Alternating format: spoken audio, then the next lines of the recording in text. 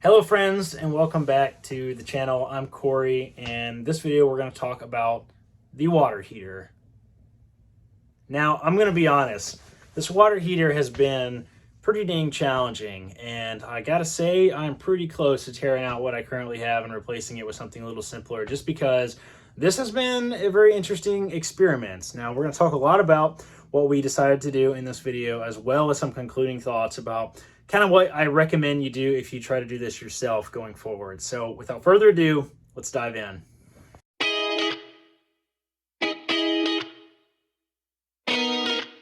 All right, next bit's a little sketchy, but we are going to try out the hot water heater. And I do not yet have the vent done. There's going to be a vent right there above the heater. I don't yet have that done, but I do want to make sure this is going to work. And I don't have an adapter for a 1 pound tank yet. I just bought one on Amazon like 5 minutes ago. So I have a extra propane tank hooked up to it.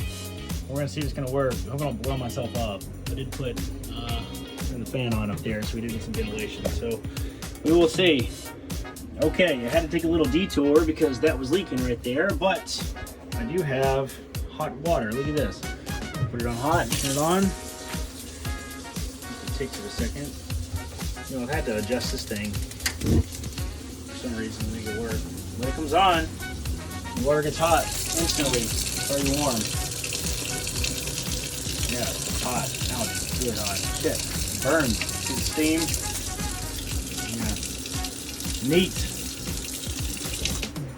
When it goes off, as soon as I turn it off. So cool. So I got to vent it out the back and put some heat protecting in there, because this thing does generate some heat out the top there. So we shall do that a little bit later. But it's plumbed, the water's working. Exciting. All right, so now that we got the water heater where we want it, actually decided I'm going to move it just a little bit over there to the left. We are going to put in a vent so I can vent all the heat and stuff outside as it's going, so it doesn't get hot in here and catch anything on fire. And I got this vent from Home Depot, really simple. You can see it's type of vent. I'm just going to cut that hole right there. It's kind of a big hole, but this thing puts out a lot of heat, so I want to make sure that it all gets vented outside. So I'm going to move that thing over and cut that hole.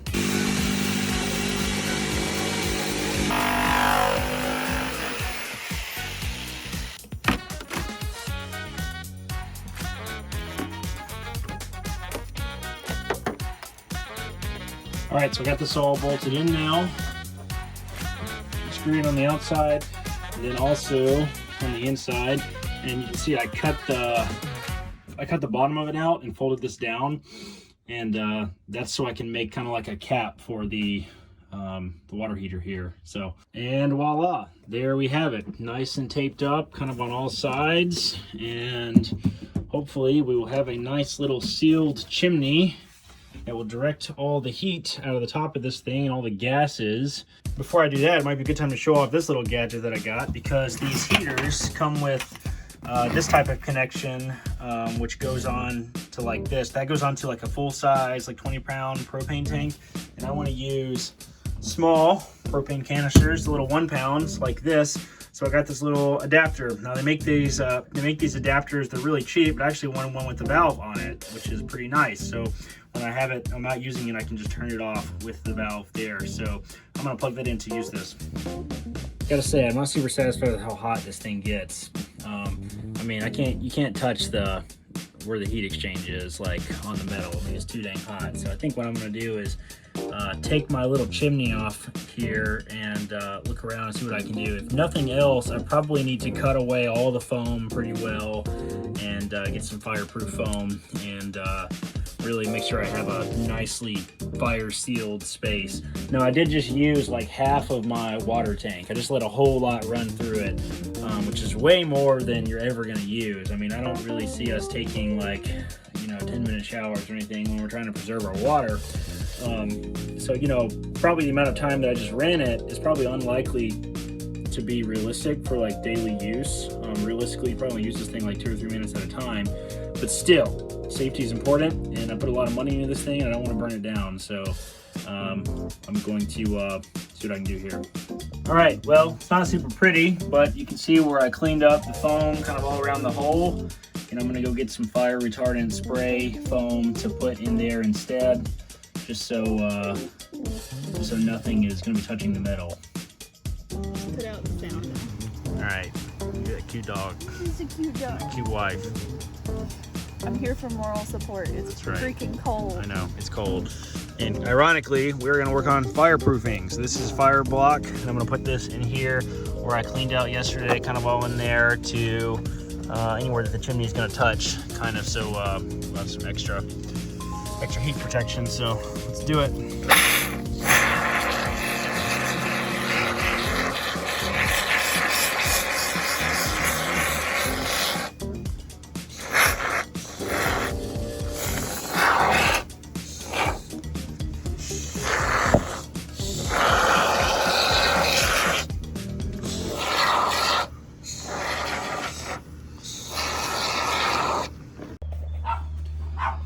All right, got that in. It's not very pretty, but it is sealed and hopefully a little more fireproof. So I will clean it up and let the foam dry, and you know, put tape over all the dirty orange. What are you doing over there? Putting stuff in the trash. All right. So I'm gonna let this dry for a little bit before I do anything else. Now, I want to interrupt this little talk about water heater building a little bit to drop in a bit of a story, because we got the opportunity to use the trailer. We took it on a trip to Asheville and had some water heater woes, and I'm going to drop that story in right here. On our last night, we were laying in bed about 15 minutes after we had taken showers, and the carbon monoxide alarm went off. And that like really freaked us out. We're like, holy shit, if carbon monoxide is building up to the point where that alarm goes off, I mean, that's like dangerous. It can kill you. And you know, carbon monoxide, you can't smell it, you can't see it. Like, it is an absolute silent killer, and it will kill you in your sleep, basically. Okay, so now that we've told you that little story, let me show you what we ended up coming up with as sort of a solution to the carbon monoxide problem. All right, here is my, what do I call this? My gas box. Let's call it a gas box. Okay, so you see my carbon monoxide detector is still on the outside, and I have enclosed the water heater in a box here, which is sealed fairly well, and you can kind of see I have foam running all the way around it. It's sealed on all sides, and let's have a look at this thing. Now, the box is latch closed. I originally tried to do like a window latch. I ended up not liking that, so I put these little flip latches on here. Let me open up both of those. And here inside we have our water heater. Now, the propane tank is also contained inside of here, and let me kind of show you some of the details about the inside of this box. So the first thing to note is that it is pretty much sealed. Now, it's not totally sealed, but I wasn't going for like super absolutely airtight seal, because that's not really possible, right? I just wanted to mostly limit carbon monoxide from leaking out from inside the box into the rest of the camper, kind of all around, right? So what I did is I took foam and I covered up all my cracks where the water comes in, the water goes out, and all inside of there, you can see it's kind of foamed all around. It's kind of messy. I need to clean it up still, and it's sealed sort of all the way around, there. And then on the front of the box where the door closes, I also have a seal on that as well, where the door will close up against it. And the door's on there really tight, so it feels pretty tight, even where the door closes as well. Now, in the floor there is an air. There's a hole. You can see it goes all the way out to the ground right there. And the air can come in through that hole and go out through the little chimney thing. Now, the chimney thing was somewhat of a disaster. You know, we cut this hole in the side of the trailer, and the heat just would not vent out. So what I ended up having to do was put these computer fans in there, and that sort of vents the air out. So when this is closed, air comes in through here and out through there, and all the carbon monoxide, any of the byproduct that the propane tank creates, all goes to the outside. Now, the last little detail that I'll mention about the sort of sealing of this thing is where the pipes come in. Over this side, you can kind of see this plastic right here. You know, I basically took a Ziploc bag and covered up all my fittings and connections right there, because I didn't want a goopy foam mess all over that in case it ever leaks or I have to replace it or that sort of thing. I can just cut away all the foam and then work with the plastic, work with the PEX and stuff as I need it. And on the outside here, I have the plastic kind of sticking through there as well, just to kind of cover up my pipe fittings. Hey guys, I want to interrupt this video really quick to tell you about something cool we've been working on. Over on our site, DIYcargotrailer.com, you'll find all kinds of neat guides and things like that. But we've been working on putting together a little course about how to build a trailer like this, kind of from start to finish. Now, it's not done yet. We're still working on it, but if that's something that interests you, then head over to the site and drop your email, and you guys will be the first to know. All right, back to the video.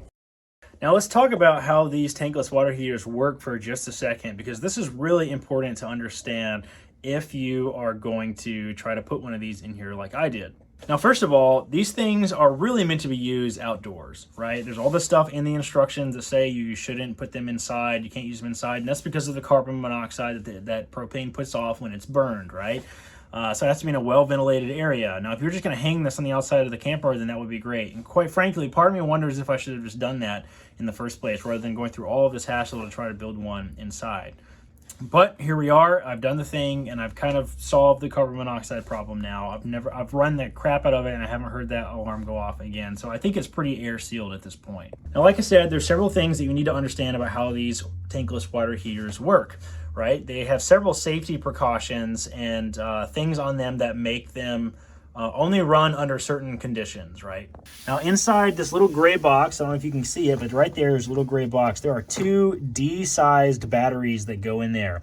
So when water is detected running through this thing, when this heater detects water running into it, it uses the D battery to light an ignition, and that turns on the pilot and lights the propane burner inside of there, right? Let me show you.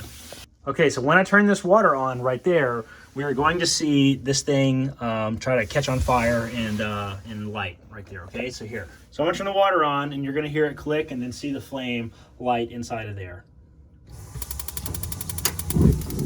All right, so yeah, there's the flame, and you heard it click or whatever, and then when I turn the water off, it turns it off, right? So that sort of basic walkthrough of how this thing works is important to understand, because there are several limitations with this type of heater. The first of which is the water pressure, right? If the tank does not sense enough water pressure coming into the thing, then it will not try to light the pilot light, and it won't heat the water up, right? So that's something you kind of need to understand, because if you're using a regular sink like this that has a hot and a cold side, like most sinks have, a sink, shower, any sort of faucet all has this double-sided hot water, cold water. And you know, like if you're in a house, if you don't want it quite so hot, you just turn it a little more towards cold. Now, with this type of water heater, that does not really work because of that pressure thing, right? You have to have water running into the hot water heater. Otherwise, it will not have enough pressure to run. It won't heat up the water at all, right? So you can't really use that both-sided thing to adjust your temperature, right? You have to adjust all the temperature you want on the water heater itself. So you have how much water you want flowing out of the machine on this side, and you have how hot you want the water on this side, right? And you have to do all of your adjusting on the machine itself.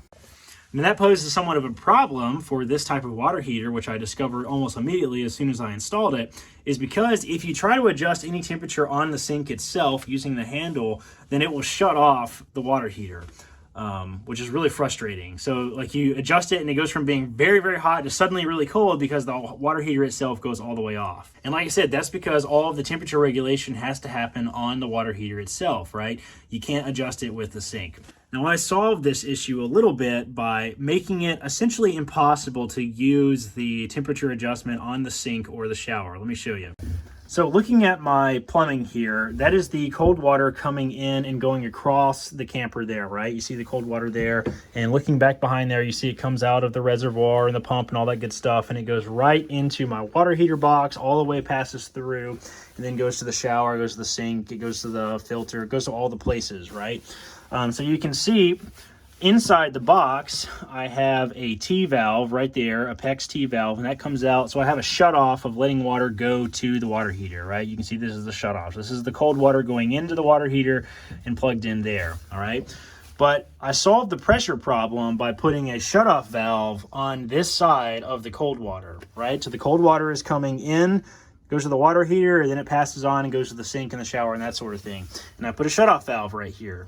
Now, the reason I put a shutoff valve right here is because if I want to use any hot water, period, knowing that I have to adjust the water temperature on the machine itself, if I want to use any hot water, I turn this to the off position. Now this does not allow any cold water to pass to the rest of the system. It does not allow cold water to pass to the sink. It does not allow cold water to pass to the shower in there, right? Now what that does is it makes it so the water heater does all of the water essentially going to the device, right? So if I'm wanting to adjust my sink temperature, if I turn it to cold, nothing will happen. If I turn the water all the way to cold, then I turn it on, literally nothing comes out of this. And the reason is because no cold water is going to my sink or my shower, so you can't use the cold water side. So essentially you just have an on-off switch on your sink in your shower. And that works out because the temperature is all being regulated on the water heater itself. You don't need anything except for an on-off switch, all right? So if you're going to use one of these tankless water heaters like this, it really makes sense to put a shutoff valve after the cold water gets to the water heater. So all the cold water goes into the water heater, and that sort of solves the pressure problem of not enough pressure getting to the water heater. I guess the last thing I'll show, just to sort of complete the thought on all the plumbing, is this other line right here. So this is the cold water going in, right? Cold water is going in. There's a shutoff valve right there, and that goes in. There's a little connector underneath there. There's a little connector underneath there, which you can see. Now that one on the left side is the hot water going out. Now you can kind of see it coming out of there, and it goes through the wall. And then it's kind of hard to see, but it is connected to a PEX kind of a threaded thing right there, right? So that's the hot water, and the hot water goes to both the sink, which has its own little shutoff valve, which you can kind of see back there, and it goes into the wall, into the shower. So the last thing I'll show is actually the operation of the water heater itself and kind of what I go through to if I'm going to use the water while I'm on a camping trip. And it's several steps, and it's kind of over the top, which is why I'm not sure that this solution is really for everybody. So if I want to use my water heater, the first thing I have to do is I have to turn that cold water to the off position, so no cold water is going to the rest of the camper. I got to make sure that that valve right there, that water valve, the cold water going in, is open, so that is open there. I have my propane tank, which has its own little thing on it too, so I have to open that up, which, you know, turn that to the open position, so that's open. And then I have to turn on these fans so it vents the air to the outside. And there's a clamp back there. You can't really see it. It's right there in the middle. There's a clamp back there that keeps that little thing open. So when I flip this switch over here, right on the side, I flip my third switch. That turns on the fans, and now they're spinning. And that actually blows a pretty significant amount of air out of there. So as long as those fans are on, the water heater is ready to run. So this will all be closed off and that sort of thing. So that's it. That is the hot water solution that we have in our DIY camper. Now the big question that's going to come up is, of course, would I do all of this again? Because I've kind of had to jump through a lot of hoops to make this sort of water heater like this work in this particular camper. Now honestly, I don't really know the answer to that yet. I think the question that you need to ask is how you hope to use hot water in a camper. Because if you only ever intend to stay at state parks and campgrounds and things where there is full electric hookup and that sort of thing, then yeah, I think it kind of makes sense just to do, you know, an electric water heater. There are a couple different water heaters that folks can put in campers like this that work pretty well. And, you know, if you're always going to have electrical hookup, then I guess that makes sense. You know, you're also sort of limited in that regard of, like, you know, this is a tankless water heater, right? So it essentially it'll never stop heating the water, right? Like you can run, you know, 50 gallons through it and, you know, it's no big deal. So you're not really limited in your hot showers, right? You can take unlimited hot showers, which you can't do if you have a tank, right? I mean, you're limited to a 5-minute shower, and then you have to, you know, wait 20 minutes for the water to heat back up before the next person can use it, which, you know, so there's pros and cons of all of this, right? Of the type of water heater you want to use. So that's the question you really need to ask. Do you want to go through all this trouble to make a tankless water heater work, or do you want to just use an electric water heater? And I don't know the answer to that. You know, the thing that does matter most is the safety of a device like this, and, you know, we're sort of pushing it with this type of device. It burns propane, it gets hot, I've had to vent the air out. Like, it's been kind of a big deal to make this type of thing work. And, you know, there is a safety issue somewhat with the carbon monoxide. And I'm going to continue testing the design that I have now. It seems to be working really, really well. I've ran, you know, probably 500 gallons of water through it, and it seems to be working fine, and it's vented well, and the carbon monoxide alarm is not detecting anything. It seems to be working well. But if I have any more trouble out of this damn thing, let me tell you, I'm tearing it out and I'm putting an electric one in, just because that's so much simpler to deal with, right? So would I do all this again? I don't really know. To be honest. I might honestly just put a simple electric water heater in here and let that be the end of it. But that's it. That's my water heater, guys. I hope you enjoyed this content. If you like it, be sure to subscribe to the channel. Check out the website, DIYCargoTrailer.com. We're working on putting together some really helpful resources to help you make these type of decisions of what type of water heater you want to put in your camper, and that sort of thing. So be sure to check that out. And until next time, guys, peace.